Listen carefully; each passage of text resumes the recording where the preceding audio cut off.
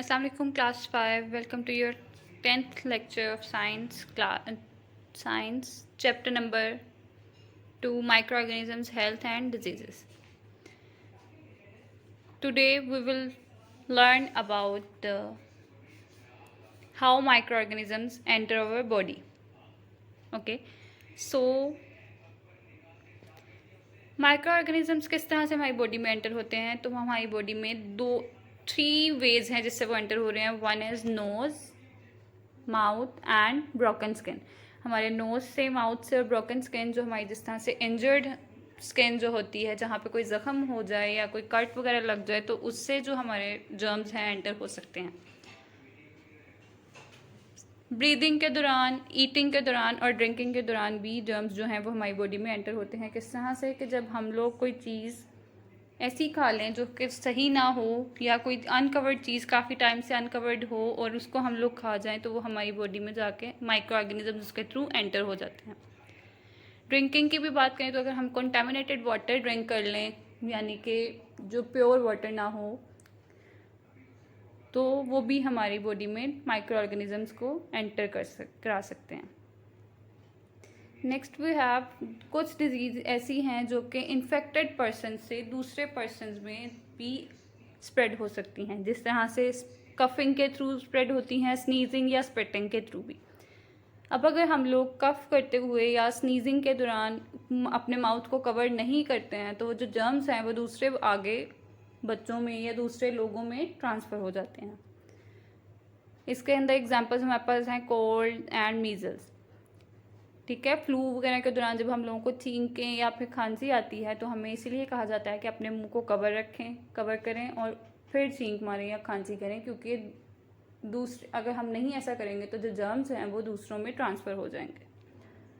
Corona virus में भी आजकल यही कहा जाता है कि अपने फेस को कवर रखें, माउथ को कवर रखें, ताकि जो जर्म्स हैं, अगर आपको छींक आती भी है तो आप उसको अपनी उस मास्क के अंदर या फिर अपनी एल्बो के अंदर अपने मुंह को लेके जाके तो फिर करें, ताकि जर्म्स जो हैं वो ट्रांसफ़र ना हो, स्प्रेड ना हो. नेक्स्ट इज़ कुछ डिजीज़ ऐसी हैं जो डायरेक्ट कांटेक्ट से भी स्प्रेड होती हैं. ठीक है. एक हमने बात की जो दूसरों में इन्फेक्शंस के थ्रू भी जा सकती हैं, कफिंग और स्नीजिंग के दौरान, और अब कुछ हैं जो डायरेक्ट कांटेक्ट से भी स्प्रेड होती हैं. वो किस तरह से हैं कि जब हमारी बॉडी पे कट्स वगैरह लग जाते हैं, तो उन कट्स के थ्रू जो हैं जर्म्स हमारी बॉडी में एंटर होते हैं. ठीक है. इसीलिए फ़ौरन से जब कोई चोट लगती है तो कहते हैं सब कि फ़ौरन से एंटीसेप्टिक मेडिसिन जो हैं वो यूज़ करें, या उसके ऊपर कोई ऐसी एंटीसेप्टिक ट्यूब लगाएं, ताकि जो जर्म्स हैं वो वहीं पर किल हो जाएं. ठीक है.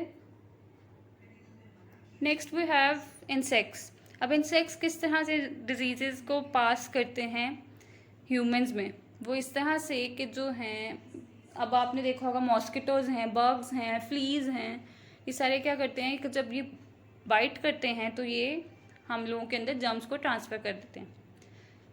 किस तरह से, अब हम वो पढ़ें कि bugs, fleas and mosquitoes, sand flies can cause, ये हम लोगों को yellow fever, plague, typhus, sleeping sickness, इस तरह के डिजीज़ हमारे अंदर कॉज करते हैं ये चीज़ें. अब जो हमारे पास मॉस्किटोज़ हैं वो डेंगू फीवर भी कॉज करवा देते हैं, फिर मलेरिया भी कॉज करवाते हैं. फीमेल मॉस्किटो होता है जो कि मलेरिया कॉज करता है. ठीक है. अब आपके पास एक और है कि हुक वॉर्म लार्वा जो है वो क्या करता है कि हुक वॉर्म लार्वा जब अगर हमारी बॉडी में एंटर हो जाए, वो किस तरह से एंटर होगा कि अगर हमारी बॉडी पे कोई कट वगैरह है तो उससे वो आपके अंदर आपकी बॉडी में एंटर हो सकता है. अब वो अगर आपके बॉडी में एंटर हो जाए तो वो आपके ब्लड के साथ मिक्स हो जाता है, यानी कि ब्लड के साथ वो ट्रेवल करना शुरू कर देता है और आपके अंदर इन्फेक्शन कोज हो जाती है.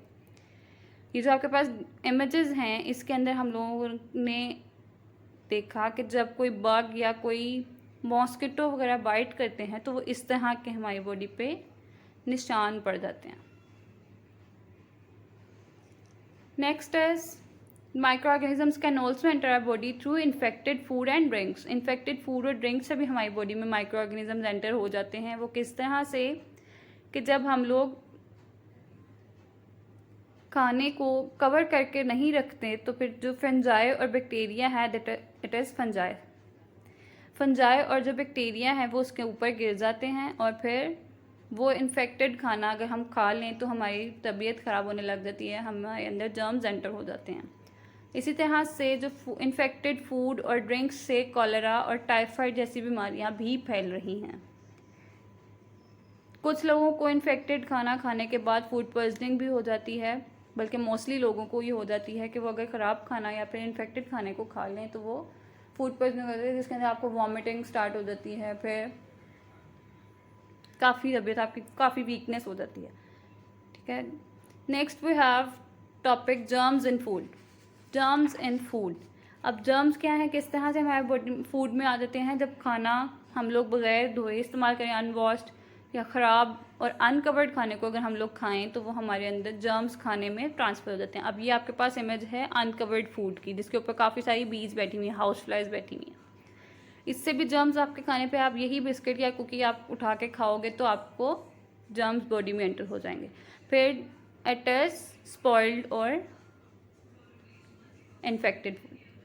अब ये खाना वो है जो कि ख़राब हो चुका है, अगर इसको भी हम खा लें तो हमारी बॉडी जो है वो डिस्टर्ब हो जाएगी।